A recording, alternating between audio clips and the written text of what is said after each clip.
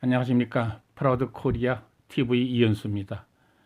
이 시간에는 지난번 내용 중 몇 문장을 다시 올립니다. 저와 여러분들의 만남은 바로 이 내용을 공유하길 원하시는 분의 섭리이기에 앞으로 반복하고 반복해서 나누어야 할 소중한 내용입니다. 선교사들은 학문을 가지고 왔으며 문명을 가지고 왔습니다. 농업기술을 비롯한 과학 문명과 기술을 가지고 왔습니다. 수많은 고아들을 돌보았고 놀라운 의술로 병자들을 치료했습니다. 이 헌신이 바탕이 되어서 숨어서 성경을 배우기 위해 한글을 배우면서 눈이 뜨이기 시작했습니다. 당시 조선의 문맹률은 80% 이상이었습니다. 선교사들을 통하여 무엇이 고통인지도 모르던 이 민족에게 참 자유와 평강이 무엇인지를 가르쳐 주었습니다. 대부분의 평민 사회를 눈뜨게 하면서 평민과 양반의 벽이 허물어지는 역할을 하기도 했습니다. 교육이 희망이라는 사실을 알게 되었고 평민 중에서 열심히 공부함으로 의사와 교사와 신학자와 과학자들이 세워졌습니다. 교육을 통하여 생소한 학문이었던 물리, 화학, 세계사, 수학, 영어, 지리학, 생물학 등 고등학문의 시대가 열리기 시작했습니다. 오랜 세월이 지난 후 이 나라의 자유민주주의와 산업화와 국제화와 시장경제를 통한 수출 등으로 부강한 나라가 되기까지 선교사들을 통한 교육과 문명이 바탕에 깔려 있었기에 급속한 변화에 적응할 수 있는 저력을 발휘할 수 있었던 것입니다. 5천년 역사 속에서 처음으로 맞이한 전환기가 1832년 조선 최초의 퀴슬라프 선교사가 이 땅에 처음 발을 내디디면서 시작된 농사법의 기술로 시작됩니다. 퀴슬라프 선교사는 처음으로 감자 씨를 들여와 감자 재배법과 농사의 과학화를 전수하므로 보릿고개를 극복하는 대변혁을 이루게 됩니다. 보릿고개는 지난해 가을에 수확한 양식이 바닥나고 올해 농사지은 보리는 채 아물지 않은 5, 6월경 식량 사정이 매우 어려운 시기를 의미하며 춘궁기, 맹년기라고도 합니다. 일제강점기의 식량 수탈과 6.25 전쟁으로 인해 당시 사람들은 극심한 굶주림 속에 살아야 했습니다. 대부분의 농민들은 가을 추수 때 거둔 농작물 가운데 소장료, 빚, 이자, 세금 등 여러 종류의 비용을 뺀 다음 남은 식량을 가지고 초여름 보리수화 때까지 견뎌야 했습니다.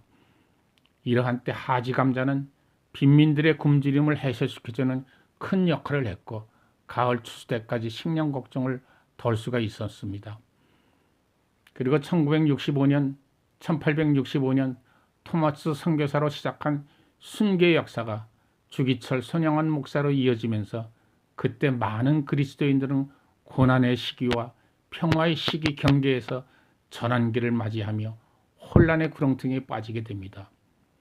고난을 순교로 받아들이는 순교의 세력과 고난을 피하기 위해 적당히 타협하는 세력으로 인해 싸움과 분리의 쓰디쓴 역사를 낳고 맙니다. 결과적으로 많은 교회가 갈라지고 나누어집니다. 분리의 역사는 사탄의 역사인데 교회가 그 분리의 중심에 있게 됩니다. 우리는 교회와 세상의 경계에서 살고 있습니다. 그리고 그 사이에서 지식을 쌓아가고 있습니다. 이때 많은 그리스도인들이 그 경계에 안주할 때가 많습니다. 교회도 적당히 섬기며 세상에서 얻은 지식도 교회로 가지고 오려고 하지 않습니다. 교회와 세상은 경계가 아닌데 우리 스스로 경계선을 긋고 절대 불가침의 원칙을 고수하고 있습니다.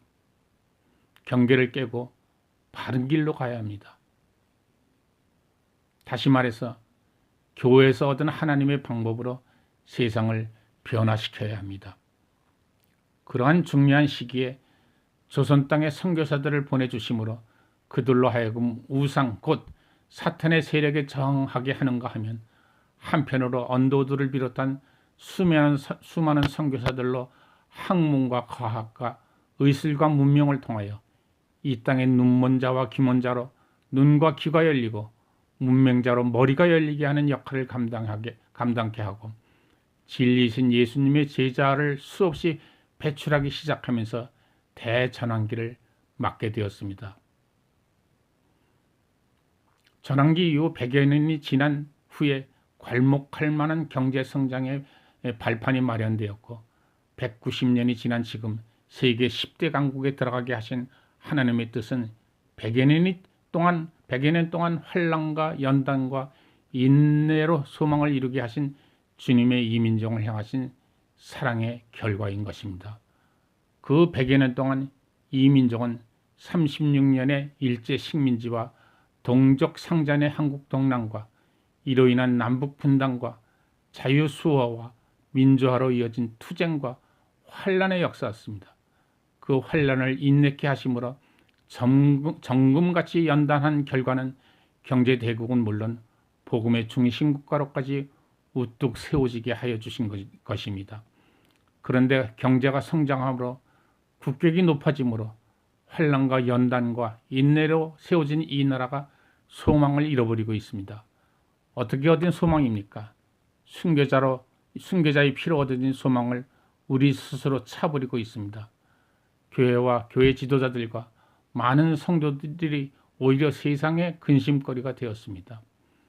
공산주의와 사회주의의 가장 큰 적은 기독교인데 그들이 각계각층에 들어와 세일을 불리고 기독교와 자유경제체제를 부정하며 적대시하고 있습니다.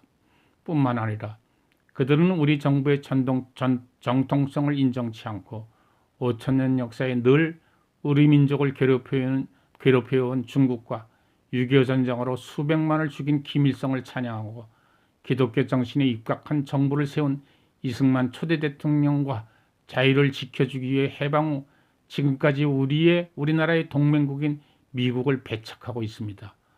하물며 백선엽 장군 같은 애국 충정의 영웅과 현충원에 안장된 6.25 전쟁으로 피 흘리신 순교적 선열들을 욕보임으로 다수의 국민들을 분노케 하고 있습니다. 코로나19와 광화문 집회를 이용해 기독교를 분리시키고자 하는 저들의 전략에 속수무책으로 당하고 있고 저들은 이러한 기독교계의 모습을 보며 쾌재를 부르고 있습니다. 이러할 때 우리 민족은 무엇을 어떻게 해야 할 것인가? 그것을 생각하며 민족의 대전환기를 이미 경험한 우리들로 또 다른 전환기를 이루어가야 할 것입니다.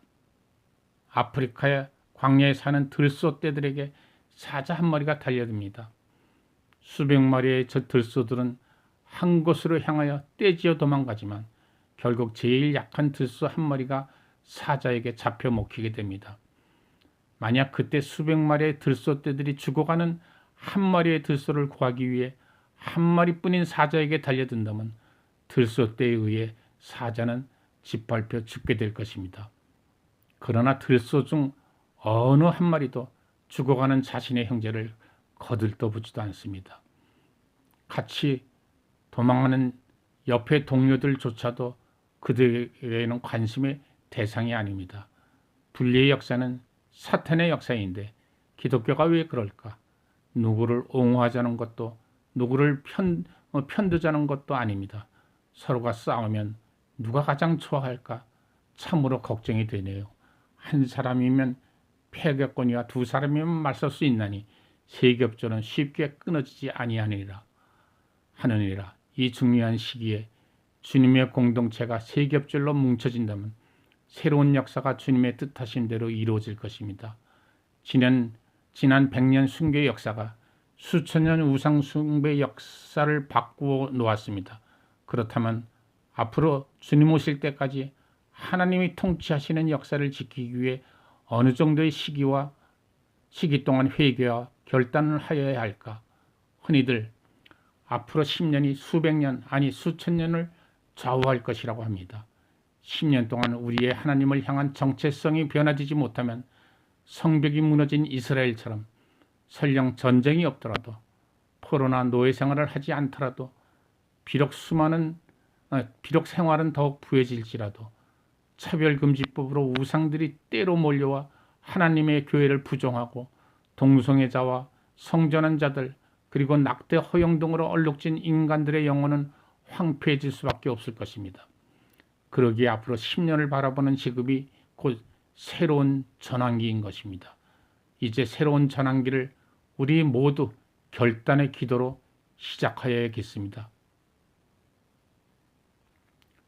이제 다음 시간부터는 선교사에 대한 얘기와 더불어 이 나라 근대사에 이 나라를 이렇게 부강한 나라로 이끄신 분들, 큰 영웅들, 작은 영웅들, 또한 여러 좋은 이야기들, 인터넷에서 또 퍼온 좋은 글들, 그런 것들을 교차로 중간중간에 교차로 집어넣으면서 이 유튜브 방송의 맛을 조금 더 높일까 합니다. 너무 선교에 대한 얘기만 하게 되면 너무 딱딱해지기 때문에 다음 시간엔 이렇게 섞어가면서 중간중간에 다른 얘기 섞어가면서 좋은 글도 재미있는 이야기도 섞어가면서 유튜브 방송을 이어갈까 합니다. 여러분 감사합니다.